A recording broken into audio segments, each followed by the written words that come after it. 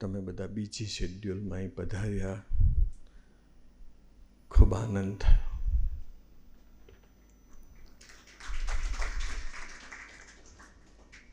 બીજી હોવું ને બીજી દેખાડવું એમાં આકાશ પાતાળનો ફેર છે. કશું જ કામ ના હોય. અત્યારે મારી પાસે ટાઈમ નથી. અને અમારા ગુરુ હરિપ્રસાદ સ્વામી એવું કહેતા હતા કે જે એવું કહે કે મારી પાસે ટાઈમ નથી, એ માણસ નવરામાં નવરો હોય. પણ તમે ચિંતા નહીં કરતા, મારા પછી કોઈનું પ્રવચન નથી. કારણ કે તમને એવું થાય ને કે આટલા બધા હજુ બોલશે તો શું થશે. પણ હું બોલીશ, પછી આપણે પ્રબોધ સ્વામીનો લાભ લઈશું, પછી વારાફરતી દર્શન કરીને પછી આપણે વિદાય લઈશું. દુબઈમાં અમે ગયા હતા. 200 જણની સભા હતી.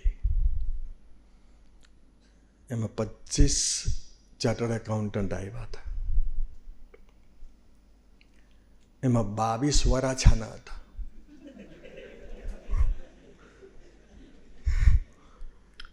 એટલે આપણને તો સારું સેટ થઈ ગયું.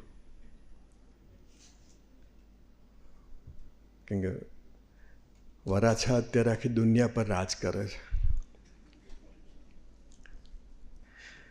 કેમ કે ઇન્ડિયાવાળા અહીંયા આગળ જેટલું કામ કરે એના કરતાં અમેરિકામાં વધારે કામ કરે છે.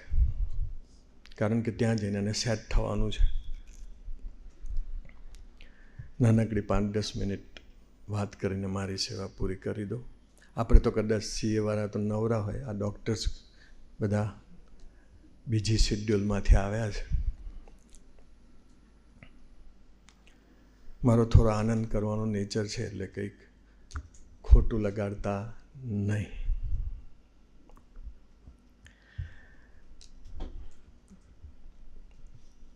સીએ હોવું અને સીએ છું એવું ભૂલી જવું, એમાં આકાશ પાતાળનો ફેર છે.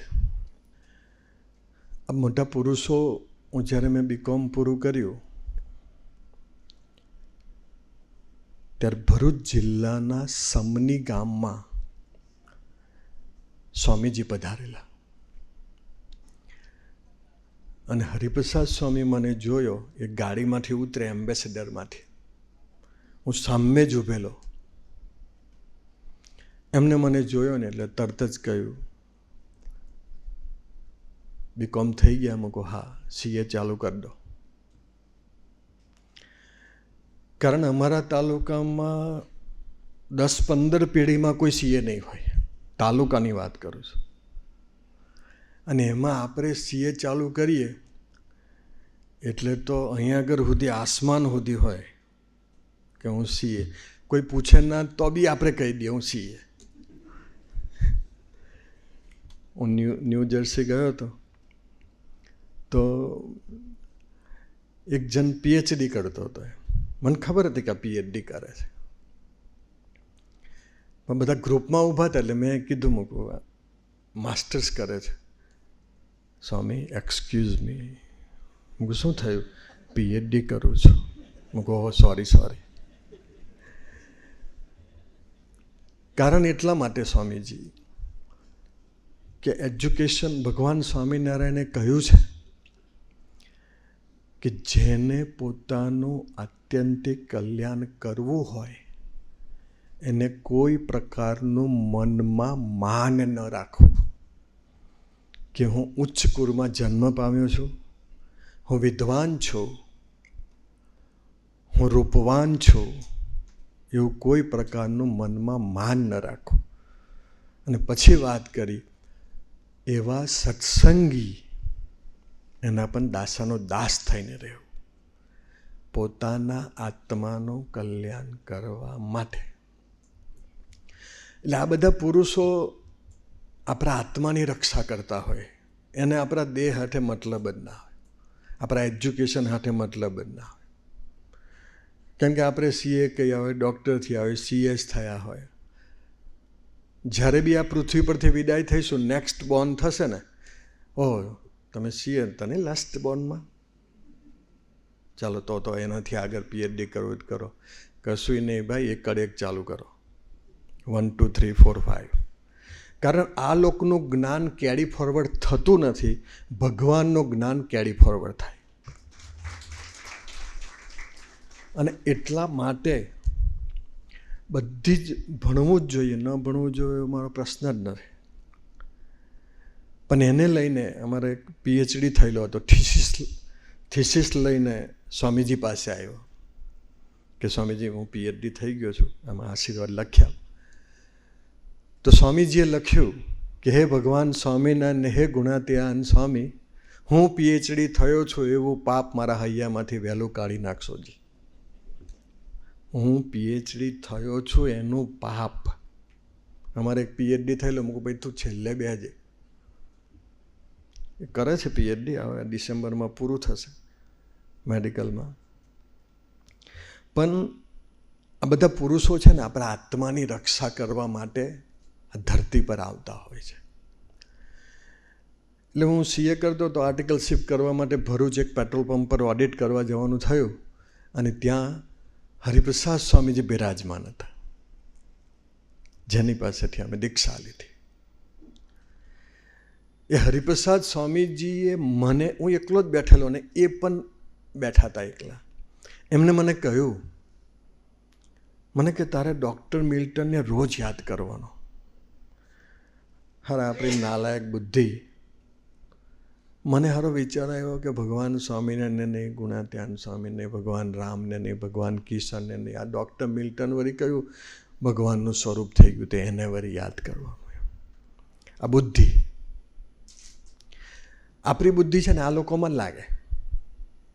બાકી અમે અત્યારે તમે ઘરે જતા હશો અને પોલીસવાળો ભગત ઉપર હેલ્મેટ નથી સાહેબ, PUC નથી, ચલાવ 500 રૂપિયા, તરત દાસ થઈને આવે, સર્વસ્વ મારું જે માન્યું તે તો સ્વીકારી લે. અમેરિકામાં હો અમે જઈએ, પોલીસ ઊભી હોય એટલે પેલો 1 2 3 4 5 બોલો છો, ખબર પડે આલ્કોહોલ લીધું છે કે નથી લીધું. પણ વેસ્ટર્ન કન્ટ્રીમાં તો ભગવાનની બીક કરતાં પોલીસની બીક બહુ લાગે લોકો, કારણ કે ડોલર. વચ્ચે નાનકડી વાત કરું, બેન્સલમમાં એક કેતનભાઈ પરમાર કરીને છે, એને સ્કૂલ બસને ઓવરટેક કરી. કેમ કે હું અમેરિકા ગયો હતો તો એક જણાએ પૂછ્યું કે અમારા અમેરિકામાં લેફ્ટ હેન્ડ ડ્રાઈવ, કેનેડામાં રાઈટ હેન્ડ ડ્રાઈવ, તમારે ઇન્ડિયામાં કેવું? મૂકવું અમારે સામેવાળો નક્કી કરે. એ એમ આવે તમારે એમ જવાનું, એમ આવે તમારે એમ જવાનું. છતાં બી ભારત દેશ એક જ દેશ એવો છે જ્યાં આગળ આત્માની રક્ષા, આત્માની યાત્રા પરમાત્મા તરફ ચાલે. પ્રબોધ સ્વામી હમણાં જ ન્યૂઝીલેન્ડ જઈને આવ્યા, એક જણાએ પૂછ્યું કે પ્રબોધ સ્વામી કે પેલા એવું કીધું કે તમારા દેશ ગંદો બહુ. એ તો આપણા વાળા હોત અહીં જાય ને ત્યાં તો આવું જ બોલે છે, ઇન્ડિયા ગંદુ બહુ. ગુરુ, ઇન્ડિયાવાળાનો જેટલા ફંક્શન હોય ને એમાં જેટલો હાઈએસ્ટ કચરો નાખે રહે, બોલે એમને ગાર્બેજ દેખાતું જ નહીં. ડસ્ટબિન એનું કારણ છે કે અહીં હો બહાર નાખતા અને ત્યાં હો બહાર નાખે છે. દેશ બદલાય, સ્વભાવ ના બદલાય, અને સ્વભાવ ના બદલાય ત્યાં સુધી. તો પ્રબોધ સ્વામીને કોકે પૂછ્યું તો પ્રબોધ સ્વામી એક વાક્ય બોલ્યા કે અમારા ભારત દેશમાં બહાર તમને ગંદકી દેખાય, પણ ભારત દેશની એક વ્યક્તિનું અંતર ચોખ્ખું એટલે ભગવાન ભારતની ધરતી પર આવે છે. આપણા બધાના અંતર ચોખ્ખા હશે તો જ ભગવાન રામ આવ્યા, ભગવાન કિશન આવ્યા, ભગવાન મહાવીર આવ્યા, ભગવાન બુદ્ધ આવ્યા, ભગવાન સ્વામિનારાયણ આવ્યા, એકનાથ તુકારામ જેવા ભક્તો પધાર્યા. ત્યાં તો કોઈ છે જ નહીં. પણ હું CA કરતો હતો, આર્ટિકલશીપ કરતો હતો, સ્વામીજી મને કહેતા ડૉક્ટર મિલ્ટનને યાદ કરવાનો. પછી એમને પ્રસંગ કહ્યો મને કે ડૉક્ટર મિલ્ટન છે ને એસ્ટ્રો સાયન્ટિસ્ટ હતો, અને એ પોતે પૃથ્વીથી આનંદ સ્વામીએ કીધું ગેલેક્સીનું વર્ણન, એ બધું એને પૃથ્વીથી ચંદ્રનું અંતર, ચંદ્રથી સૂર્યનું અંતર, સૂર્યથી ગુરુનું અંતર, ગુરુ. આપણે આટલા બધા એજ્યુકેટેડ માણસો છે ને એ બેઠા, આપણું મેરેજ ના થતું એને ખાલી જો કોઈ એવું કહે ને કે ગ્રહ નડે, બોલો હું તમને 100% જઈને કહું તમે બીજે દાર વીટી પહેરી આવો. બોલો, માણસના સ્વભાવ જેટલા બીજાને નડે છે ને એટલા ગ્રહો આપણને નહીં નડતા. સમજો, માણસને જેટલો નડે છે એટલા સ્વભાવને એટલા ગ્રહ દરેકના લગ્નમાં ગ્રહ શાંતિ થઈ હશે. બોલો, અને છતાં બી અત્યારે પૂછો તો એવું થાય કે હારું ખોટું સિલેક્શન થઈ ગયું. તો સિલેક્ટ તો તમે કરી લાવ્યા, તમે આવ્યા હતા ત્યાં સિલેક્ટ કરવા. એ મિસિસના જે આખી જિંદગી જે સ્વભાવ ગમાડવાના સ્વામી, ત્યાં આધ્યાત્મિકતા જોવે, ત્યાં એજ્યુકેશન નહીં ચાલતું. તમારા દીકરાના સ્વભાવ ગમાડવાના, પપ્પાના સ્વભાવ ગમાડવાના, મમ્મીના સ્વભાવ ગમાડવાના. પેલી એક જણા એને હસબન્ડને કીધું કે યાર મેં તારી સાથે, પેલી મિસિસ બોલી, મેં તારી સાથે લગ્ન કર્યા પછી હું ખલાસ થઈ ગઈ, હું નાદાર થઈ ગઈ, હું બેકાર થઈ ગઈ. એટલે કે હું ક્યાં કલેક્ટર થઈ ગયો છું, હું તારા જેવો જ છું ને. પણ સ્વામીજીએ મને કહ્યું કે ડૉક્ટર મિલ એસ્ટ્રો સાયન્ટિસ્ટ બધું, એ એક દિવસે કોફી શોપમાં કોફી પીવા બેઠો. એટલે ડૉક્ટર મિલ્ટનના ચોપડા વાંચીને એક જણો પીએચડી કરતો હતો એસ્ટ્રોલોજીમાં. એટલે પેલાએ બધું કહેવા માંડ્યું, નહીં આપણે હવે સીએ થઈ ગયા હોય એટલે તો પેલા ના પેલો સલાહ લેતો હોય, કયું હોય તો કહેજે. હા ભાઈ હું કહેવાનું. તો પેલાએ બધી વાતો ચાલુ કરી કે સૂર્યન ચંદ્રના આમને તેમને ફલાણું ઢીકણું. 30 મિનિટ ડૉક્ટર મિલ્ટને શાંતિથી વાતો સાંભળી. પેલાએ પૂછ્યું કે તમારું નામ તો કહો. તો પેલો ધીમે રહીને બોલે, મારું નામ ડૉક્ટર મિલ્ટન. તો પેલાને તો ઠંડી જ ચડી ગઈ, કેમ કે એનો ચોપડો વાંચીને પેલો પીએચડી કરતો હતો. મારું નામ ડૉક્ટર મિલ્ટન. પેલા નાનકડા દીકરાએ, ગુરુપ્રસાદ સ્વામી, આ એક વાક્ય મારા જીવનનો આજે બી 40 વર્ષ પહેલાં મને મારા ગુરુએ કહેલું, આજે બી મને યાદ છે. જીવવા માટે પ્રયત્ન કરું છું, પણ એટલું બધું ગમી ગયેલું વાક્ય. તો પેલાએ પૂછ્યું એસ્ટ્રો મિલ્ટનને કે મેં તમને યાર, કેમ કે સીએ વાળો બેઠો હોય, સીએસ કરતો હોય, એને જો સામાન્ય બીકોમ વાળો જો એને સલાહ આપે ને, શાંતિ રાખ, શાંતિ રાખ. આ તો સામાન્ય ભણતો વિદ્યાર્થી ડૉક્ટર મિલ્ટનને વાત કરે, અને એને 30 મિનિટ શાંતિથી સાંભળી. પેલા એક જ લીટી કીધી કે મેં તમને આવી વાતો 30 મિનિટ કરીને તમે શાંતિથી સાંભળી, એનું કારણ હું. અને ત્યારે હરિપ્રસાદ સ્વામી મને એક લીટી કહેલી ને આજે બી યાદ છે. અને ડૉક્ટર મિલ્ટન એક જ વાક્ય બોલેલા કે સૃષ્ટિના સર્જનહારે જે સર્જન કર્યું છે એમાં મારી દ્રષ્ટિ પહોંચી ગઈ છે, એટલે મેં કાંઈક કર્યું છે એનું મને જાણપણું નથી. બધા ડૉક્ટર્સ બેઠા છે. આપણા બોડીને જે ભગવાને જે બનાવ્યું છે એની અંદર આપણી દ્રષ્ટિ પહોંચી જાય ને તો કોક્સ ઓપરેશન આપણાથી સક્સેસ જાય ને તો ઈગો ના આવે. બાકી તો સામાન્ય કોઈકની બાઇક બંધ થઈ ગઈ ને આપણે કદાચ ક્લચ મારી આપીએ અને કદાચ ચાલુ થઈ જાય ને એવું લાગે કે હોન્ડા મારું જ હતું, આ મેં જ બનાવ્યું. ભાઈ શાંતિ રાખ. એ વાક્ય ગુરુપ્રસાદ સ્વામી, એ વાક્ય મને આખી જિંદગી સીએનો અહંકાર નહીં આવવા દીધો.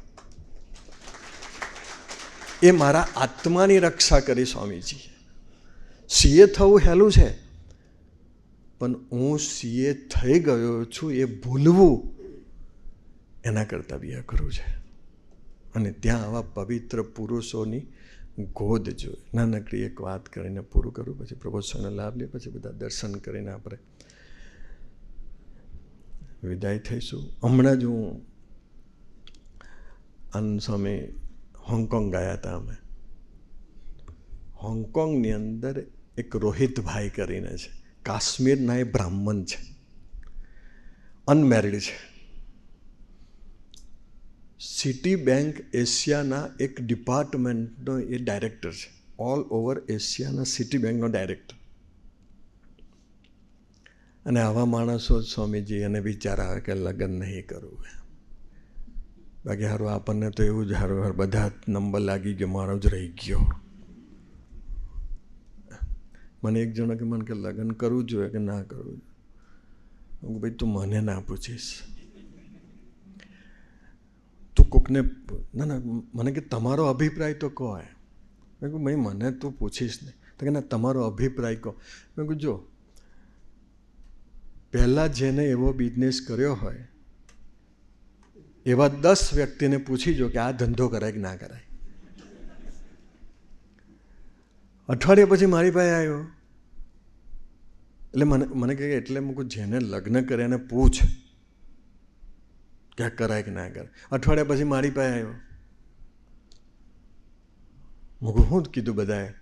બધાએ ના પાડી, બધું કરાય આ ના કરાય કે. તો મૂકું ત્યાં હું નક્કી કર્યું, ખોટ ખાઈને હું કરવું તો છે.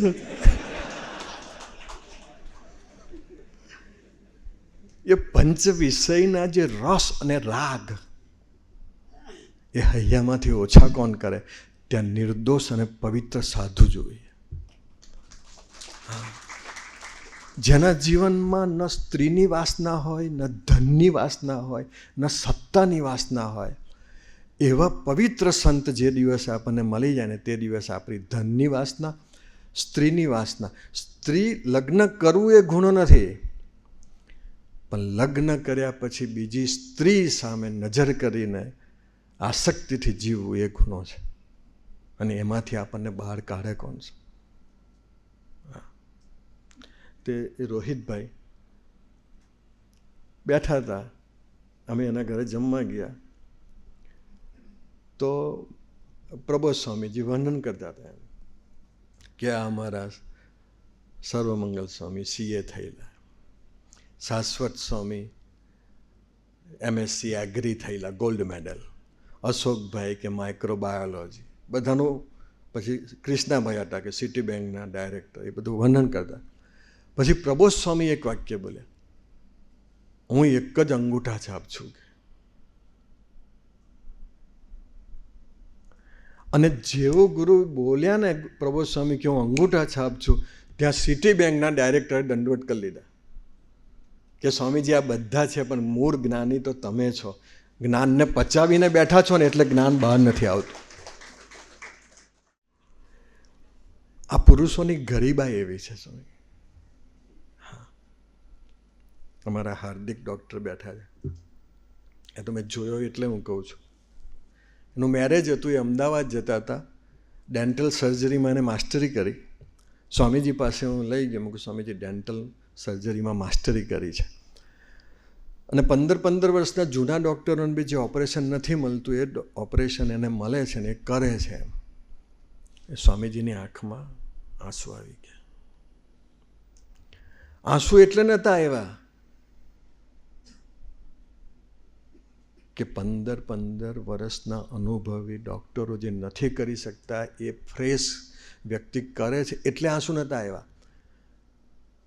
પણ હાર્દિકભાઈ એવું કહ્યું, મેં કહ્યું કે આવું છે, ત્યાં એને કીધું કે સ્વામી તમારે લઈને છું. આ વાક્ય બોલ્યા ને ત્યાં સ્વામીજી એક વાક્ય બોલ્યા, આને YDSની એસેટ કહેવાય. હાયર એજ્યુકેશન છતાં બી એનું જાણપણું નહીં. હું છું ભગવાનને લઈને છું બસ. અને એ વસ્તુ આપણને એટલા માટે જરૂરી છે જીવનમાં કે હજુ યુદ્ધ બહુ લાંબુ છે. ગુરુ, હું હમણાં ઓસ્ટ્રેલિયા જઈને આવ્યો તો ઓસ્ટ્રેલિયામાં એક બહેન 36 વખત એને IELTS આપી અને 10 વખત સ્વામીજીને પ્રાર્થના કરી હશે, 10 વખત પ્રબોધને પ્રાર્થના કરી હશે. અને એને IELTS ઇન્ડિયામાંથી આપી, ઓસ્ટ્રેલિયામાંથી આપી, ન્યૂઝીલેન્ડમાંથી આપી, યુકેમાં જઈને આપી આવી, બધે જ જઈને આપી આવી. 36 વખત IELTS આપવા છતાં ભગવાન એને ફેલ કરતા હશે. બોલો, ઘણાને ભગવાન માટે મનુષ્ય ભાવ આવે કે યાર આને પાસ કરો ને યાર. પછી સત્સંગી એ તો IELTS ક્લિયર ના કરી 36 વખત પછી પણ એના હસબન્ડને PR થયા એટલે એને PR થઈ ગયા. અને પ્રબોધ સ્વામીજી હમણાં ઓસ્ટ્રેલિયા ગયા હતા અને પ્રબોધ સ્વામી એ એરિયામાં 4 દિવસ હતા. ગુરુ એ બહેને મિનિમમ 50 બહેનોને ફાયરિંગ આપ્યું હશે, ફફડાવ્યા હતા. કેમ કે જેટલો ઈગો વધારે ને એટલે એટમ વધારે થાય એક્ઝામના. કારણ ભગવાનને આપણો ઈગો ઓછો કરવો છે. અને જેટલો ઈગો ઓછો, ઘણા એવું કે હું ઘરમાં આવું ને તો બધા એમ ખસી જાય, એમ અંદર જતા રહે. મેં કહ્યું ભાઈ એ તમારી વિશેષતા નથી. તમે ઘરમાં આવો તો દોડતા દોડતા બાળકો તમારી પાસે આવીને ભેટી પડે. આ તો પપ્પા આવ્યા છતાં શાંત, એમ કરફ્યુ લાગી જાય, રમકડા બાજુમાં, વાસણો બાજુમાં, આ તે. અને જે દિવસે ખબર પડે કે પપ્પા 10 દિવસ માટે બહાર જાય છે, વેકેશન, એટલો બધો આનંદ થાય. હા, પપ્પા 10 દિવસ નથી. તો પપ્પાનું હોવું એ પરિવારનો આનંદ હોવો જોઈએ. આ તો પપ્પાનું ન હોવું પરિવારનો આનંદ છે. એટલે આપણે આપણા સ્વભાવથી પડ ઉઠવું. નાનકડી ડૉક્ટર્સ ગ્રુપ છે, છેલ્લી એક નાનકડી વાત કરીને મારી સેવા પૂરી કરી દો. અલીબાબા 40 જોડ જેવા પ્રસંગોની હું વાત નથી કરતો, હું અમારા જ પ્રસંગની વાત કરું છું. અમારા હરિધામની ધરતી ઉપર એક આનંદ મંગલ સ્વામી છે. એ પોતે યુકેમાં બોર્ન થયેલા છે. એને કેન્સર થઈ ગયું. કેન્સર થઈ ગયું એટલે બોડી રિડ્યુસ થવા માંડ્યું. બોડી રિડ્યુસ થવા માંડ્યું એટલે મેં આનંદને કીધું, મૂકો આનંદ બોડી યાર રિડ્યુસ થઈ ગયું. મને કે ડાયટિંગ ચાલે છે. હવે ડાયટિંગના ક્રેઝ બહુ વધી ગયા. ઘરમાં કશું કામ ના કરે પણ જીમમાં લઠ્ઠાવું જ કે. હા, ઘરમાં જો એને કીધું હોય ને કે આ થોડુંક એ કરતો કે મન ના ફાવે. અમારા અહીં સ્નેહલભાઈ છે આટલા, પહેલાં જીમમાં જતા હતા. તો મેં પછી નીચે બેઠો ને મેં ફોન કર્યો. મૂકું સ્નેહલભાઈ ક્યાં છો? તો અહીં ઉપર. મૂકું ચાલો ને આપણે જીમમાં જવું છે. મને કે તમારે? મેં કીધું હા મારે જીમમાં જવું છે. મને કે ખરેખર? મૂકું આ ખરેખર. તો કે તો હું આવ્યો, કપડાં પહેરીને નીચે આવ્યા. મને કે જીમમાં જવું છે? હું ના જીમમાં નહીં, આપણા 2 ઝાડુ છે, એક તમે પકડી લો, હું આ લીમડાને પાન વાર નાખીએ. મેં લીમડાને પાન ના વારે, જીમમાં જઈને કસરત કરે, બોડી વધારવી જોઈએ બોડી. પ્રબોધ સ્વામી માટે સ્વામીજી બોલેલા, sound body, sound mind and sound soul is equal to Prabodh Swami. Sound body હોય. અમારે હોસ્ટેલમાં લિબર્ટીમાં હું રહેતો હતો, ગુરુ વિદ્યાનગર. આખી લિબર્ટીનો પહેલવાન કહેવાય. અને ઉપર પેલા પતરા ને ગરમી એવી લાગે કે શર્ટ કાઢીને હું તો તને ઉપર ગિલોડી પડી. ઓ બાપા, જે બૂમ પાડી, આખી લિબર્ટી જોગી ગયેલા. શું છે અલગ ગિલોડી પડી એટલે તો બોડી શું કાં વધારી તા ગિલોડી પડી તો. નિશ્ચિંતા ને નિર્ભયતા આપે કોણ? હા, આ લોકો પાસે બધા પાવર છે. હા, અમુક વસ્તુ તો ભગવાને પોતા પાસે રાખી જ છે અને બધાને આપ્યો ને તો આ લોકોને ફિલ્ડિંગ ભરાવી આપે. એટલે અમુક તો મેં આનંદ સ્વામી કે મારે બસ ડાયટિંગ ચાલે. મેં કીધું સારું. 10 દિવસ પછી મેં કીધું યાર ડાયટિંગ કરતો હોય વાંધો નહીં, પણ બોડી વધારે રિડ્યુસ થઈ ગયું. સંતોષ સ્વામીને વાત કરી. સંતોષ સ્વામીએ બરોડામાં એક ડૉક્ટરને વાત કરી, એમને ગોરજ હોસ્પિટલમાં, કેન્સર હોસ્પિટલમાં દાખલ કર્યા. બોન મેરો લીધો. બોન મેરો લઈને આપવા ગયો, પેલા લેબવાળાએ કહી દીધું આને કેન્સર છે, ટ્રીટમેન્ટ ચાલુ કરી દો, નહીં તો 15 દિવસે એનો રિપોર્ટ આવશે ને ત્યાં સુધી તો પેશન્ટ ફેલ થઈ જશે. એટલે ડૉક્ટરે ટ્રીટમેન્ટ ચાલુ કરી દીધી. હું કહું છું કે આપણી પાસે પૈસા છે છતાં બી આપણી લિમિટેશન છે. આપણા પપ્પા હોય, આપણી મમ્મી હોય, આપણી બહેન હોય, આપણા ભાઈ હોય, એની પાછળ આપણે કરોડો રૂપિયા ખર્ચી શકીએ અને બચાવી ના શકીએ. તો પછી હું એક વડીલ સંતની સાથે બેઠો હતો અને સંતોષ સ્વામીનો ફોન આવ્યો,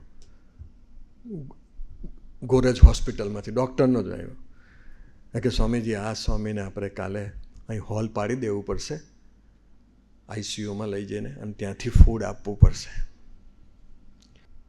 બસ આપણી આ લિમિટ.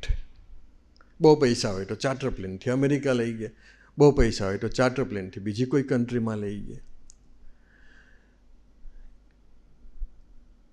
1 કરોડ રૂપિયા ખર્ચો થાય તો કરવો છે. મને એમનો ગુણ આવી ગયો. થોડાક દિવસ થયા એટલે કે જે દિવસે બીજે દિવસે આઈસીયુમાં લઈને પંક્ચર કરવાનું હતું ને ફૂડ આપવાનું હતું, એ દિવસે રાત્રે સાંજે 5-5:30 વાગે પ્રબોધ સ્વામીજી ત્યાં કેમ્પસમાં બિરાજમાન હતા. એને ખ્યાલ આવી ગયો કે આનંદ મંગલ સ્વામી કેન્સર છે અને વધારે પડતા એ થાય. અને વિડીયો કોલ બી નહોતો, કેમ કે એનો સ્કિન મારા જેવી હતી, પણ આ માઇક્રોફોનના સ્ટેન્ડ જેવી થઈ ગયેલી બ્લેક. એટલે એક વિડીયો કોલ પર કોઈને દર્શન જ નહોતા આપતા. છતાં પ્રબોધ સ્વામીનો ફોન ગયો એટલે એને દર્શન આપ્યા. વિડીયો કોલ કર્યો, વારંવાર બધા ઉતરી ગયેલા. પ્રબોધ સ્વામી પહેલું જ વાક્ય બોલ્યા, આ સાધુની વાણીમાં તાકાત કેટલી છે એની વાત કરું છું. પ્રબોધ સ્વામી એક જ વાક્ય બોલ્યા, સાથે જીવવું છે, સાથે મરવું છે અને સાથે ભગવાનને રાજી કરવા છે. આ 3 જ વાક્ય બોલે. હું તમને પૂછું, આમાં કેન્સરની દવા ક્યાં આવી લોકો? આ 3 વાક્યમાં. સાથે જીવવું છે, સાથે મરવું છે અને સાથે ભગવાનને રાજી કરવા છે. પણ એનો સંકલ્પ, કારણ ભગવાનનું જે તત્વ છે એ આખા બોડીમાં વ્યાપક સ્વરૂપે રહ્યું છે, અને એ સંકલ્પ કરે ને સ્વામી, એટલે કેન્સર 0 થતું જાય. અને બીજે દિવસે સવારના પહોરમાં આનંદ મંગલ સ્વામી ઉઠ્યા, થોડા ફ્રેશ લાગ્યા, એટલે ડૉક્ટરને એવું થયું 1 દિવસ આપણે જવા દઈએ. બીજે દિવસે હોલ પાડી. બીજે દિવસે ઇમ્પ્રુવમેન્ટ થયું, ત્રીજે દિવસે ઇમ્પ્રુવમેન્ટ થયું, ચોથે દિવસે ઇમ્પ્રુવમેન્ટ થયું, 5મે દિવસે એમને મંદિરે મોકલી દીધા. મંદિરમાં રહ્યા. એમનો ભાઈ સુશ્રુત, એ પોતે યુકેમાં હતો, એને બોલાવ્યો, એનો બોન મેરો સેટ કર્યો, સેટ થઈ ગયો. આજે એ આનંદ મંગલ સ્વામી અમારી સાથે એવીડીની અંદર ફ્રેશ થઈને ફરે છે. હું એવું નથી કહેતો મેડિકલ સાયન્સ 0 છે. મેડિકલ સાયન્સ બધું સરસ છે, પણ એના ઉપર કોઈક એક તત્વ એવું છે કે જ્યાં મેડિકલ સાયન્સ પૂરું થાય ત્યાં ભગવાનની શક્તિની શરૂઆત થાય. અને એ ભગવાન અને સાધુ આપણી પાસે હોય ને સ્વામી, તો નિશ્ચિંતા, નિર્ભયતા અને શુભ વિચારો ભગવાન આપણને બક્ષિસમાં. કહેવાનો મતલબ એટલો જ છે, ડૉક્ટર્સ ગ્રુપ હોય, સંતોષ સ્વામી સાથે મૈત્રી રાખજો. ખૂબ ખાનદાન સાધુ છે, એને કોઈ સ્વાર્થ નથી. એને એક જ સ્વાર્થ છે, બસ. હું નાનકડી છેલ્લી વાત કરું. એક અહીં વિકાસ, ખબર નહીં આવ્યો કે નહીં, વિકાસ સોલંકી, એ પોતે હાઈકોર્ટનો લોયર છે. છેલ્લી વાત, હાઈકોર્ટનો લોયર છે. દિવાળી વખતે અનમેરિડ છે ને હજુ તો, બાકી તો દિવાળીમાં તો સાપુતારા હોય કે મહાબળેશ્વર હોય કે પછી થાઈલેન્ડમાં હોય. હું ખરેખર સ્વામી થાઈલેન્ડમાં ગયા ને, આપણને એમ કે થાઈલેન્ડ અરે ઉધના જેવું જ છે ખરેખર. એનો આજુબાજુને અમુક એરિયા તમે જુઓ ને સ્વામી, એના કરતાં ઉધના સારું. એમ અઠવાલાઇન્સ તો સારું જ. અમે ગયા હતા એમ. તો એ વિકાસ ત્યાં આવ્યો હતો, 3 દિવસ અન્નકૂટની સેવા કરતો હતો. પછી મેં એને કહ્યું, હું આપણે પ્રબોધ સ્વામીને આશીર્વાદ લઈ લે. એ પોતે મેજિસ્ટ્રેટ, એમ હાઈકોર્ટનો લોયર છે, પણ એને મેજિસ્ટ્રેટની એક્ઝામ પાસ કરી દીધી. એટલે મેજિસ્ટ્રેટ અને જજની અંદર ફેર એટલો છે કે મેજિસ્ટ્રેટ એ નાનકડા કેસનું જજમેન્ટ આપી શકે, 3-5 વર્ષ સુધી સજા આપી શકે, જ્યારે જજ હોય એ લાઈફ ટાઈમની સજા આપી શકે.